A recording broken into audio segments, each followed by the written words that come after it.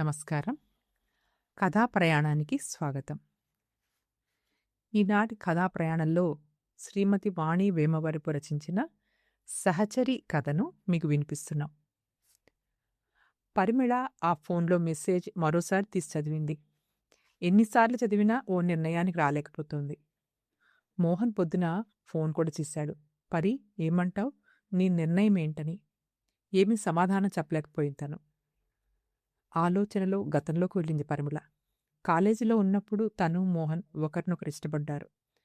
ఒకరికొకరు ప్రేమను తెలుపుకోవడానికి, ఇంట్లో చెప్పడానికి ధైర్యం చేయలేకపోయారు. కళ్ళల్లో మెరుపులు, హావభావాల ద్వారా ఇద్దరికీ అర్థమయ్యేది. కాలేజీలో తన సీనియర్ మోహన్. మంచి అందగాడు. తనంటే ఇష్టపడేవాడు. సమాజంలో మంచి స్థాయిలో ఉన్నవాడు మోహన్. ఇంతకంటే మంచివాడు భర్తగా దొరుకుతాడా అనుకున్నది పరిమళ ఆ సమయంలో. కాలక్రమంలో ఉన్నత చదువులకై ఫారిన్ వెళ్ళాడు మోహన్. అక్కడే ఉద్యోగం వచ్చి స్థిరపడిపోయాడు. పరిమళ ఇంటి పరిస్థితులతో రాజీపడి తన ప్రేమను ఇంట్లో తెలపలేక కృష్ణమూర్తిని వివాహం చేసుకోవాల్సి వచ్చింది. తాళిమెళ్ళో పడేదాకా మోహన్ గురించి వాకప్ చేస్తూనే ఉంది.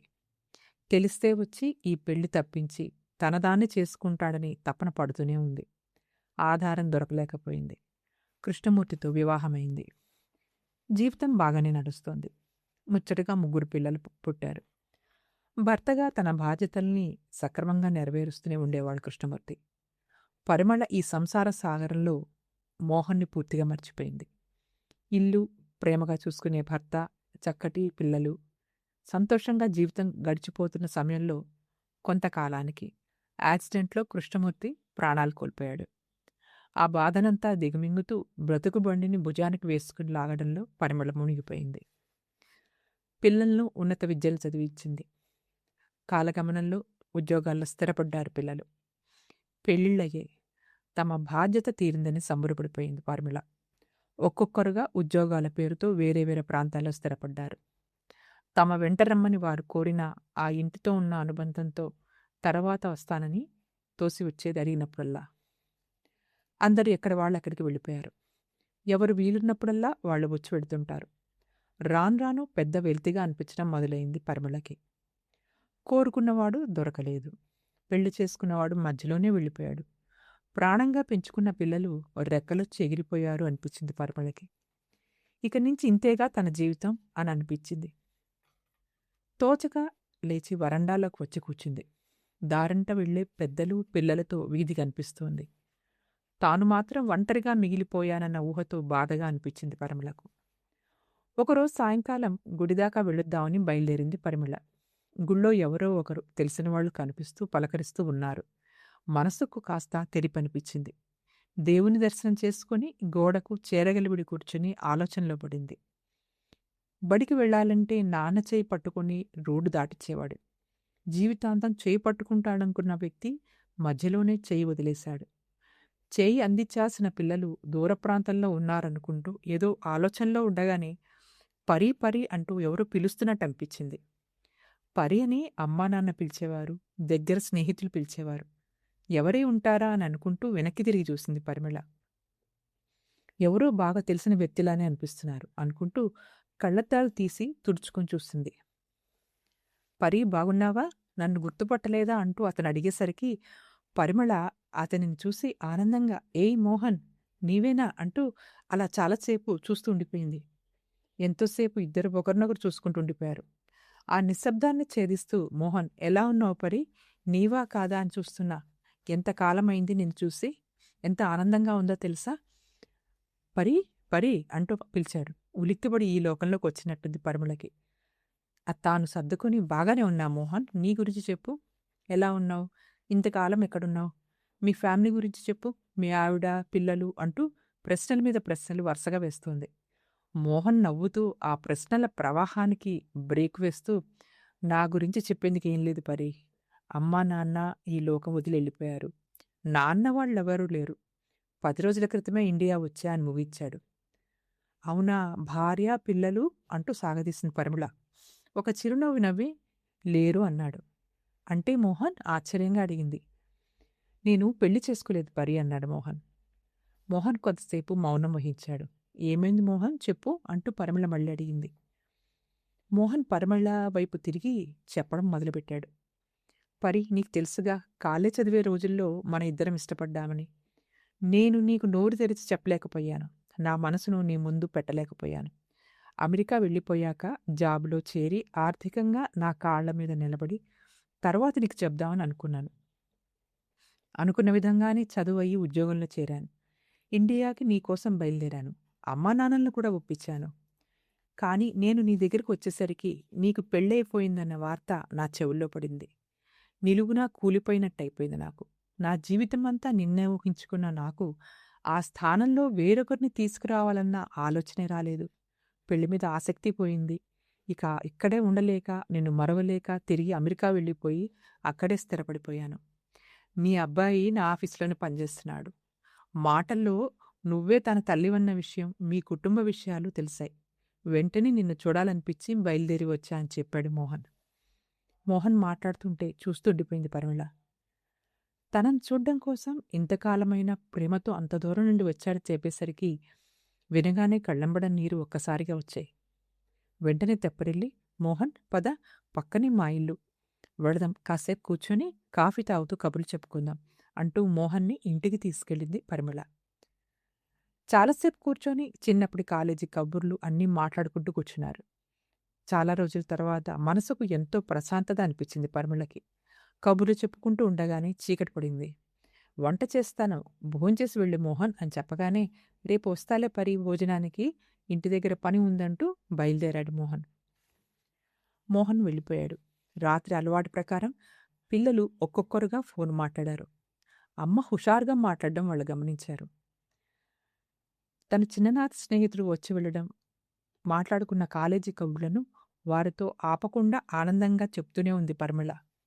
అప్పుడు కొడుకు పరిమళతో, అమ్మా, మోహన్ గారు మా ఆఫీసరమ్మా, చాలా మంచివారు. నీ గురించి తెలిసి నాతో చెప్పారు. నీకు సర్ప్రైజ్ ఇద్దామని ఆయన రావడం గురించి నీకు చెప్పలేదమ్మా అని ఆనందంగా చెప్పాడు అబ్బాయి. మోహన్ రోజు వచ్చి వెళ్తుండేవాడు. సాయంకాలం దాకా కూర్చొని కబుర్లు చెప్పుతూ ఉండేవాడు. ఇక 2 రోజుల్లో తిరిగి అమెరికా ప్రయాణమని చెప్పగానే పరిమళకి ఎందుకో బెంగగా అనిపించింది. మళ్ళీ ఒంటరితనమేగా అనుకుంది. వారం రోజులు పట్టి మోహన్కిష్టమైన వంటలు చేయడం, తన కోసం ఎదురుచూడ్డం, రాగానే కలిసి భోంచేసుకుంటూ కబుర్లు చెప్పుకోవడం, తిరిగి రేపటి కోసం ఎదురుచూడడం, ఇలా వారం రోజులు గడిచిపోయాయి. ఆ రోజు మోహన్ పరిమళని అడిగాడు. పరి, నీతో ఒక విషయం చెప్తాను, చెడుగా అర్థం చేసుకోనంటే అన్నాడు. చెప్పు మోహన్, నా దగ్గరెందుకు మొహమాటం అని అంది పరిమళ. ఒక్క నిట్టూర్పు వదిలి పక్కనే ఉన్న కుర్చీలో కూర్చొని చెప్పడం మొదలెట్టాడు మోహన్. పరి, నీకు నా గురించి తెలుసు. ప్రస్తుతం నేను ఒంటరి జీవితం గడుపుతున్నాను. ఆనాడు నేను మనసు విప్పి నా ప్రేమను తెలపలేకపోయాను. ఇప్పటికన్నా నీతో మనసు విప్పి మాట్లాడుతున్నాను. నా మనసును నీ ముందు ఉంచుతున్నాను. ఈ అవకాశాన్ని భగవంతుడు ఈ దశలో మనకు కల్పించాడనుకుంటున్నాను. మన జీవితాలను ఇక నుండైనా పంచుకుందామా పరి? నీ నిర్ణయం చెప్పు. నీ పిల్లలతో కూడా దయచేసి చర్చించు. తప్పుగా అనుకోకు అని చెప్పి బయలుదేరాడు. ఆ మాటలు విని స్తబ్దమైపోయింది పరిమళ. మోహన్ వెళ్ళిపోయినా చాలాసేపు అలాగే కుర్చీలో కూర్చుండిపోయింది. రాత్రయింది. యాంత్రికంగా తిన్నాననిపించి అలాగే పడకుర్చీలో కూర్చుండిపోయింది పరిమళ. మోహన్ మాటలు వినిపిస్తూనే ఉన్నాయి చెవి దగ్గర. ఫోన్ రింగ్ అయింది. అమ్మాయి చేసింది. ఫోన్ ఎత్తి మాట్లాడుతోంది గాని పరధ్యానంగా అమ్మ మాట్లాడడం గమనించింది అమ్మాయి. అమ్మాయి అడుగుతోంది, అమ్మా, నేను అడిగిన దానికి నువ్వు ఏదో సమాధానం చెప్తున్నావు. ఏమైందమ్మా అంటూ పిల్ల అడుగుతుంటూనే ఉంది. అలసిపోయానమ్మా, తర్వాత మాట్లాడతానని ఫోన్ పెట్టేసింది పరిమళ. కాసేపటికి మోహన్ ఫోన్ చేశాడు. పరి, ఏం ఆలోచించావు? పిల్లలతో మాట్లాడావా? పరి, నీ సమాధానం ఏమైనా సరే మన స్నేహం చెడకూడదు. తండ్రిగా వాళ్ల మీద ప్రేమను చూపించడంలో లోటు ఉండదు. వాళ్ళు కూడా నన్ను ఒప్పుకుంటారని ఆశిస్తున్నాను. నెమ్మదిగా ఆలోచించి పరి అంటూ అన్నాడు. పరిమళ ఏమీ సమాధానం చెప్పలేదు. ఉంటానని చెప్పి ఫోన్ పెట్టేసింది. ఆలోచిస్తూ ఉండిపోయింది పరిమళ. పెళ్ళైన దగ్గర నుండి భర్త ఎంతో ప్రేమగా చూస్తున్నాడు. ఏ లోటు రాకుండా చూసుకున్నాడు. విధివశాన భర్తను కోల్పోయినా తన ప్రక్కనే ఉన్నట్టుగానే అనుకుంటూ ఇంతకాలం ఎన్నో బాధ్యతలు పూర్తి చేసింది. ఇలా బ్రతుకు గడుపుతోంది. పెళ్ళైన దగ్గర నుండి ఇంటి పేరుతో పాటు వంశస్థురాలిగా వంశస్థురాలుగానే నిలిచిపోయింది. పేగు తెంచుకొని పుట్టిన బిడ్డలు వారసులు. పెళ్ళి అనే బంధంతో ఇరు కుటుంబాలు కలిసేదిగా ఉండాలి. ఇప్పుడు పెళ్లి చేసుకుంటే తన పిల్లలకి తనకి మధ్య కుటుంబమే వేరవుతుందేమో, ఇంటి పేరే వేరవుతుందో అన్న భావనతో పరిమళ మనసు తల్లడిల్లింది. పెళ్ళై ఇంతకాల సాహచర్యంతో ఒకరినొకరు తెలుసుకొని ఈ వయసులో భార్యాభర్తలు ఒక గొప్ప స్నేహితులుగా ఉంటారు. ఈ చరమాంకంలో ఆ అదృష్టం లేదనుకోకుండా ఒక స్నేహితుడు దొరికాడని సంతోషిస్తానని ఒక నిర్ణయానికొచ్చింది పరిమళ. తెల్లారింది. మోహన్కి ఫోన్ చేసి ఒకసారి ఇంటికి రమ్మని పిలిచింది పరిమళ.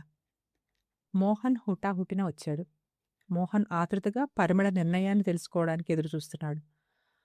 పరిమళ మోహన్తో, మోహన్, నేను చెప్పేది నువ్వు అర్థం చేసుకుంటావని, నా అభిప్రాయంతో ఏకీభవిస్తావని అనుకుంటున్నాను.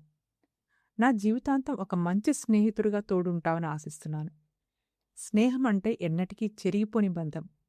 మన స్నేహ ప్రయాణం ఇప్పటి నుండి మొదలు. పవిత్రమైన స్నేహాన్ని కడదాకా నిలుపుకుందామని కోరుకుంటున్నాను. ఒకరికొకరు స్నేహితులుగా నిలిచిపోదాం.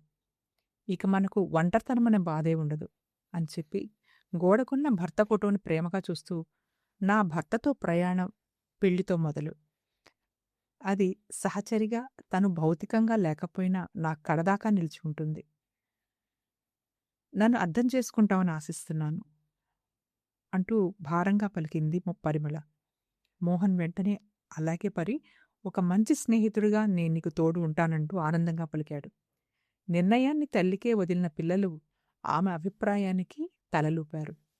తల్లికి ఒక మంచి స్నేహితుడు తోడుగా దొరికినందుకు సంతోషించారు.